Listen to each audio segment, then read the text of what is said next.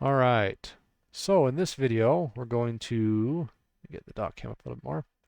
Cover the receiver setup of our quad here.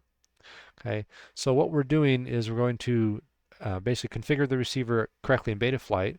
Now it should already be configured so that it's linked or bound to my transmitter. Remember that was one of the prerequisites of this video that we're watching, the series of videos we're watching right now. So if it's not bound already, you need to go figure out how to bind it. Now I have videos about that, or I can help you with that, of course, but do that before you do this step. Otherwise, it's not going to work. Okay. If you've had your drone plugged in via USB for the whole other video, by now your receiver is likely in what's called Wi-Fi mode, where the LED is flashing very quickly. Okay. We don't want it to be in Wi-Fi mode for this process. We need it to be in normal mode so it can connect to our transmitter. So if your quad is still plugged in from the other video, go ahead and unplug it, okay, from USB. And then we're going to power up our transmitter first. Okay. Make sure our model is selected. Oops. Okay, so I have my Betaflight quad model here. Again, you should have set that up before watching this video. If you didn't, then pause the video and go ahead and do that. My Betaflight quad model is set up, and it is set up to be linked to this receiver. Okay, so now I can plug my quad in with USB, and we should get maybe a blink or two, and then a solid LED. Let's see if I can see that on my receiver back here. Now I have a different receiver than you guys. You guys have the combination board, but that's okay. You should get a solid LED on your receiver. Okay, and then you'll see the little signal bar, kind of cell phone bar thing right there, shows that they're connected. Okay. Also, if we go into System and the Express LRS script,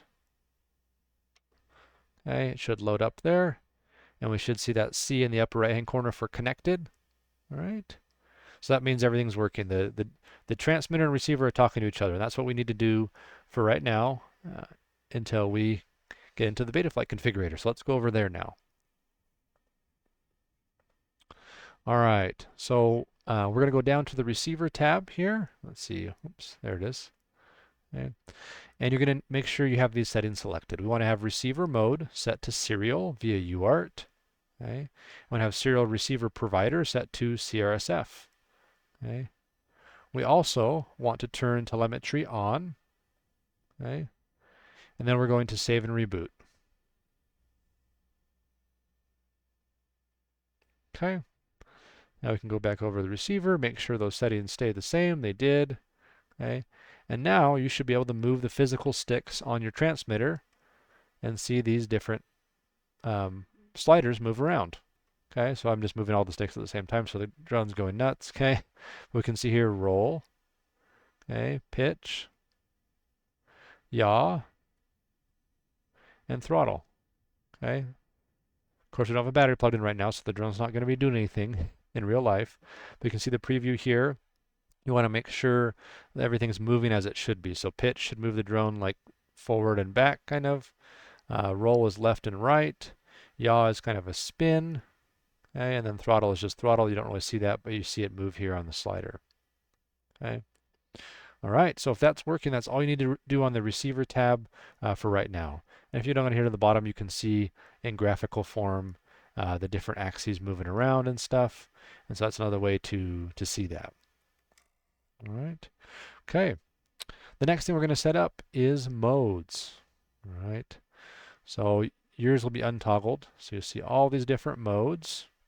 These are all different, basically, things or modes or options you have to control on your drone via typically a switch or a button on your transmitter. Not the main sticks, but a switch on the top or something like that. Let me get the dock cam back up here. Okay. We'll try to get these side by side in the view here. Let's see how we're doing. Okay, I think it'll be all right as long as I stay on the top of the screen here. Okay, so first thing we need to do is have an acro mode. Sorry, not acro mode, an arming switch, and then we'll get to acro mode. Sorry. Okay, so arm right here, an arming switch. Okay, basically we're going to say when I want my drone to arm, I'm going to tell the drone that via a channel, okay, on my transmitter. Now, for Express LRS, it needs to be auxiliary channel 1.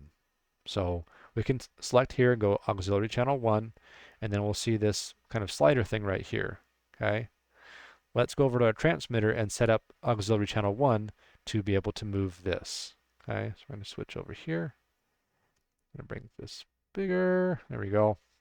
Okay, let me zoom in. All right, so I'm going to go back out to my main page here. Okay, so if you've done other classes, you've done this already. A lot of times we have a throttle cut or an arming switch. Okay, I'm going to my model menu. I'm going to page over until I get to the mixes tab.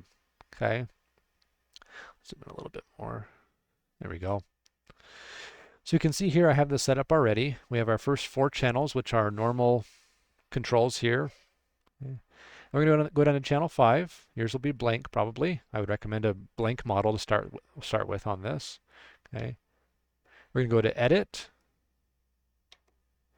And you can name the mix something here if you want to name it. You can. So you can change these letters and stuff to whatever you want to call it. I just call it ARM in my aircraft. It makes sense.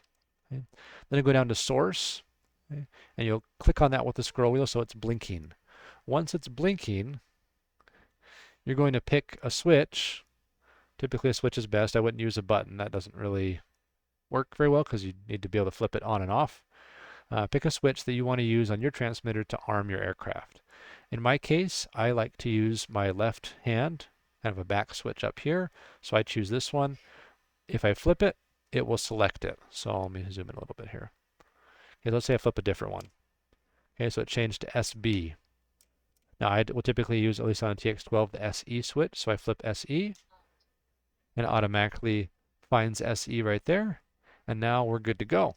I can just press return to get out of that blinking mode, press return again, once more, and then we'll see back here, channel 5, SE, and if I unhighlight it, it will show me ARM, the name of that channel. Okay, so that's our channel 5, that's our auxiliary 1, so channels 1 through 4 normal, and then we start with aux 1 for 5, aux 2 for 6, aux 3 for 7, etc., etc. Okay. Zoom out a little bit here. All right, the other one we want to set up is channel 6. Okay, so I'm going to go ahead and edit that one. The same process. This is going to be our flight mode switch, so I've named it F mode. I've selected this one here, and personally I like to use this switch, kind of a front right-hand side switch for my flight mode, so I use C on a TX12. And so I flip the SC switch, and it selects SC for me. I press return, return, return, and now we scroll up, we can see both ARM and flight mode on channel 5 and channel 6, also known as aux channel 1 and aux channel 2. Okay, so there's our transmitter setup. We can just return back out to the main page now if we want to. And I'm going to turn the overhead cam off. We'll go back into beta flight. Okay, my drone's been plugged in this whole time, that's fine. With USB, not battery. And you can see aux 1 is my ARM switch, and I've set aux 2 to my angle. Okay, when you're setting a new one, it'll be blank like this. You want to hit add range, okay, and then you can pick whatever channel it is. Okay, aux 2, there we go. You can also alternatively just select auto and flip the switch. So my flight mode switch I'd flip right now, and it picked up aux 2. Okay, so either way works. You can select it manually or just hit auto and flip the switch, as long as the switch is already set up on your transmitter. Okay, but you'll notice this yellow bar is in the middle instead of being over here. You can move the yellow bar to be whatever way you want it to work, if that makes sense. So right now, my ARM switch is flipped, and it's high. It's on 2000, and it's armed. The aircraft should be armed right now if it were ready to fly. If I go disarmed, the yellow dot moves down here, and it's not inside this yellow band, so it is disarmed. If I flip it again, it should arm the aircraft. Okay, down, disarmed. So my aux 2 is a 3-position switch. It has 3 little detents, but I'm only using 2 modes on this aircraft, so I'm going to have it be high and low. I'm going to move this up to here, and this right here.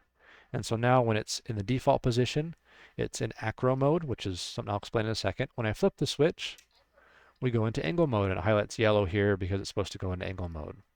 Okay, there we go. And so what happens now is we have our ARM switch set up on channel 5, or aux 1. Okay, and then we have our angle mode set up on channel 6, or aux 2, and we can change those modes. All right.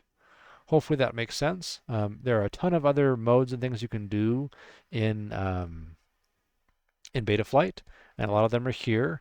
We'll cover some other various ones throughout the semester probably, but if you want to, you can hide the unused modes and just show the ones you're actually using. You just see 2 of them here, or you can have them all available to you. Okay. One that I'm going to show you right now real quick is the beeper. Let's see, I think that's the right one. I don't think there's 2 beepers.